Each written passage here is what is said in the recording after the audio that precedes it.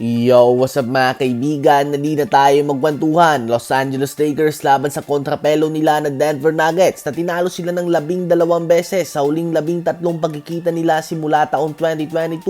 Ang first half ay naging kontrolado ng Lakers at malaki dito ang 17-2 run na ginawa nila sa second quarter. Nabaon nga ng Lakers ang 6-point lead sa halftime sa score na 63-57 kahit na medyo tahimik pa si Anthony Davis sa game na ito.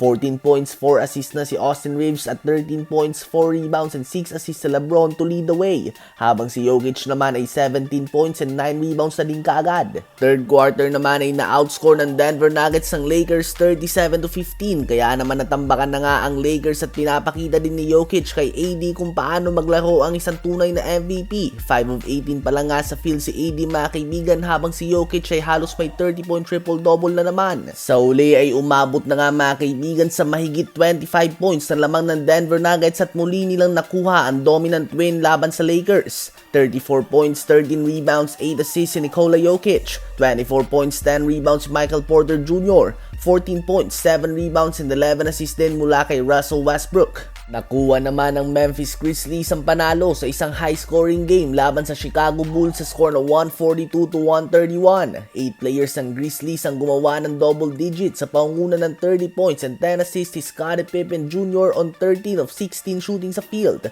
26.6 assists din si Jalen Wells, 23 points si Jaren Jackson Jr. at may record na sila ngayon na 10 wins and 7 losses. Pinutol naman ng San Antonio Spurs sa magkakasunod na panalo ng Golden State Warriors sa score na 104-94. 25 points, 7 rebounds, 9 assists and 3 blocks si Wemby sa kanyang pagbabalik. 22 points, 8 rebounds din si Harrison Barnes at 19 points si Stephen Cassell.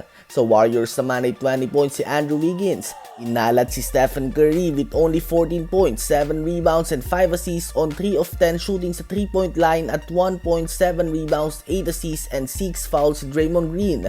Isang bagay nga sa 3 points ay hindi araw-araw ay magiging mainit ang iyong mga players dito. At ito nga ang nangyari sa Warriors sa game na ito. 14 of 44 lamang sila sa 3 points. That is 31% lang nga mga kaibigan.